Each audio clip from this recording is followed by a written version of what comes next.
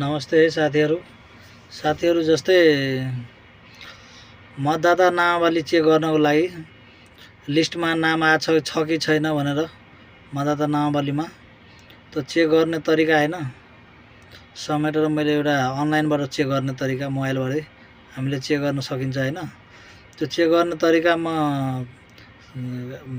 कुन तरिकाले चेक गरिन्छ भनेर त्यो सर्च गर्ने तरिका सेटिङ त्यो के कसरी छ त्यो मैले एउटा समेटेर भिडियो बनाएको छु, हेर्नु होला र तपाईहरु पनि आफ्नो मतदाता नामावली चेक गर्न सक्नुहुन्छ। आफ्नै मोबाइलबाट क्रोम ब्राउजरबाट चेक गर्न सकिन्छ अनलाइनबाटै। ल हेर्नु होला ल। यसरी तपाईहरु क्रोम ब्राउजरमा जानु होला। पहिले क्रोम ब्राउजर गएपछि यस्तो इन्टरफेस खुल्छ। यसरी खुल्यो भने यहाँ सर्चमा यहाँ www मैले अलरेडी सर्च गरेको छु, त्यहाँ क्लिक गरेको छ। त्यसरी सर्च गर्नुहुन्छ अनि यहाँ त्यो मतदाता नामावली दर्ता निर्वाचन आयोग फोटो सहितको त्यसरी सबै छ। मतदाता नामावलीमा टिक लगाउनु होला, थिच्नु होला अनि त्यसपछि आउँछ।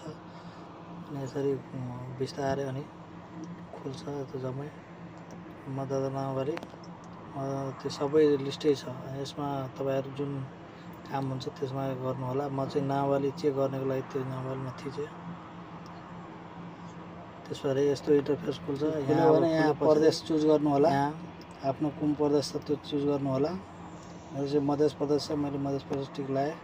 त्यसपछि तपाईहरु कुन जिल्ला त्यो जिल्ला टिक लगाउनु होला। त्यसरी टिक अनि त्यसपछि तपाईँ नगरपालिका नगरपालिकामा टिक लगाउनु होला। तपाईहरुको आफ्नो गाउँपालिका छ भने त्यसपछि तपाईहरु फेरि यहाँ वाडा नम्बर कति हो त्यो चेक गर्नु होला। त्यो वाडा नम्बर टिक लगाउनु होला। त्यसपछि मतदान स्थल त्यहाँ आइसकेको हुन्छ, त्यहाँ थिच्नु होला। त्यसरी प्रिन्ट लगाउनु भयो भने अनि यहाँ सबमिट गर्नुभयो भने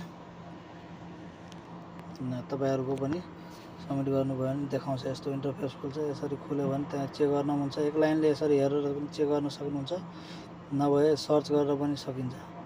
यसरी चेक गर्नु होला। यसरी चेक गर्न पनि सकिन्छ।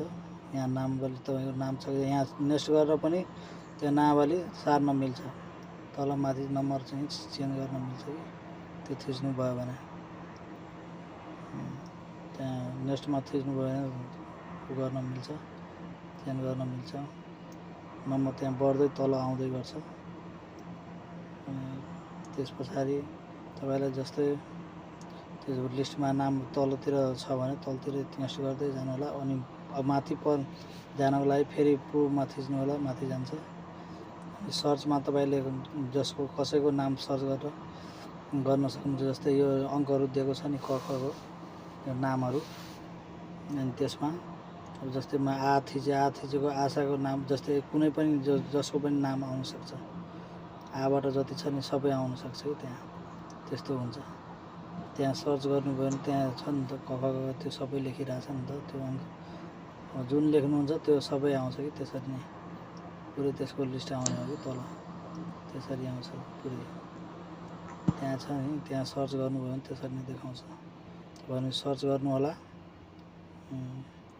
त्यसरी नै देखाउँछ। तपाईले आफ्नो मोबाइलबाट चेक गर्न सक्नुहुन्छ।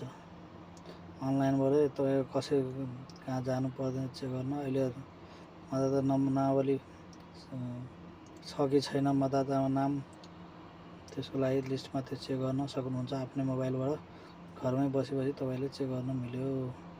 यसरी मैले पनि यो